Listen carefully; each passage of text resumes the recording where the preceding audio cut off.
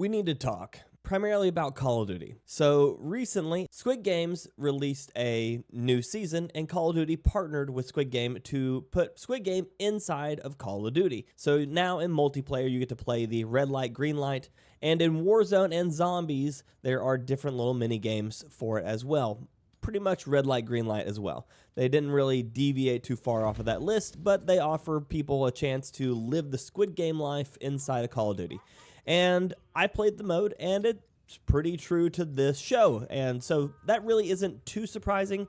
It feels fine. It's got little fun gimmicks like a knife that you can pick up and then your teammates, or well, not teammates, I guess the people you're playing against inside of the mode. But on top of that, they released a brand new event pass. Essentially enough, the idea is it's a battle pass inside of the event that you can pay extra for to get more items from the event. And I'm going to tell you right now, 100% perfectly fine. And I know that that's not what anybody's going to expect me to say right there, but looking at the event and looking at the price and looking at what you're getting, there's really nothing wrong with the price. 1,100 tokens, which is roughly $10-ish by the time it's all said and done. The price on the event itself is pretty cheap, especially for the number of items you're getting out of it. There is the free pass. The free pass offers just as many items, and most of them are still skins for characters and things. So it's realistically very acceptable for them to offer the additional stuff for 11. When you consider the fact that right now, one of you out there are wearing a rainbow farting unicorn skin that costs you $30. So when you consider all of that, you only are paying $1,100 for something that's thematically within inside the event, and it gives you twice as many awards as you would normally get for half the price. So I'm really not concerned with this event battle pass. And if they continue to do more event battle passes, it wouldn't concern me at all. Something that we need to learn to separate as a community, first off, is that the skin production and the game production are two very separate companies, or at least very separate teams. The people who do all of the marketing and the people who make the game are very separate teams. They're all working on their own jobs independently, and if you've ever done a school assignment where you have to all do part of an assignment and then turn it in, and you have that one person that's just absolutely ruining it for everybody, that's the development team right now. Everybody else is acing their job. The marketing team is doing wonderful. The skins and everything team is doing wonderful. The UI functions. It's still ugly, but it's far better than it was, and it functions. And that's why the store works all the time, is because the UI team and the front-end team and the marketing team and the skin team, all of them are absolutely killing it on their job. It is currently either the board members or the development team that's absolutely ruining what the experience is. And I 100% understand everyone's frustration. I am absolutely frustrated.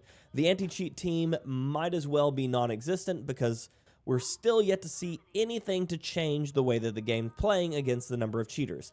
The infrastructure, at least data and server infrastructure team, is absolutely failing. And again, nothing has changed. We're continuing to get games where we're at insane packet loss or just have really bad hit registration. We're still seeing the random blood splatters when people shouldn't be hit, but they were hit, but they weren't hit, and so there wasn't damage. It's dumb. We all understand, and we're, as a community, pretty tired of the way that that's going.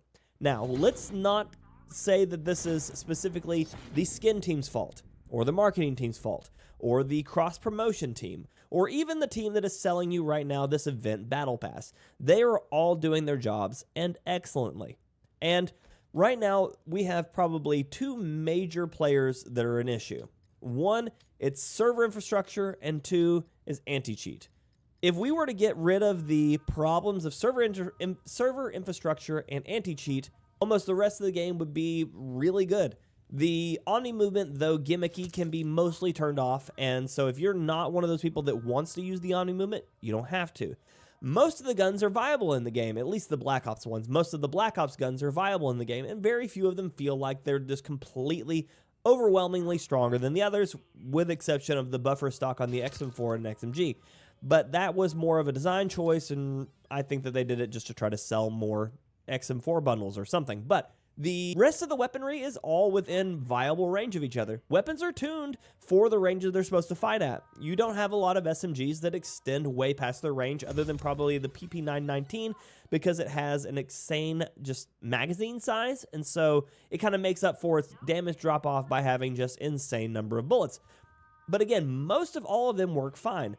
The character skins, though they're over the top, those are the ones that sell. So it's not something that is going to be unheard of that they're going to sell more and more of these absolutely over the top skins, because that's what people buy.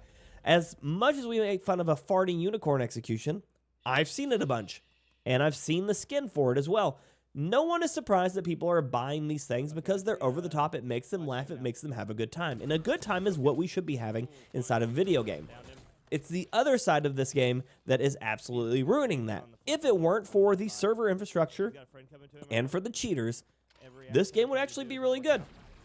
But we can't get past that because, unfortunately enough, the entire game runs on a server infrastructure and gets combat ruined by cheaters. So I understand everyone's frustration. Right now, though, isn't the time to take it out on the skin team, marketing team. We need to continue to push the devs to be more transparent over their anti-cheat issues. We're still waiting for Season 2, which is about a month out, for the next anti-cheat update. That's too long. We're still waiting for them to figure out why server was getting indirect, or at least incorrect, hit markers and giving blood splatter. All they did was turn it off, but they told us nothing else. We still need more transparency as a community. When this game works, it's a lot of fun. I have a ton of fun playing with my friends. I have a ton of fun playing every Saturday with my members. Until we start getting into server disconnects, server lag, packet loss, cheaters. It's too much. It's a shame to have a game that plays well that is absolutely ruined by things that don't really have anything to do with particularly the game, but all of the back end stuff. I really wish I had answers for all this. And I'm sure there's going to be a lot of people that are going to be angry and leaving comments down below about how dare I agree with whatever choices they're making. They're a company. They have to make money. This is a free game. I understand. And hopefully you can too. We don't need this game to fail. We need all games to succeed so that way more games can be given to us. Because when games, especially large market games like Call of Duty Warzone, when they fail, smaller studios start becoming a lot more apprehensive of releasing new titles in the same function because they see the big titles fail. So the more successful games and game titles we have, the more options we're going to have in the future. So here's for hope that Call of Duty can fix their stuff. I have been playing a bit of Delta Force still. I have been playing Fortnite on the channel, which was a good time. And I did create another channel for Marvel Rivals, a game that I'm absolutely addicted to. So if you want to see why so many content creators are leaving Call of Duty for Marvel Rivals, well, here's a taste of it over here.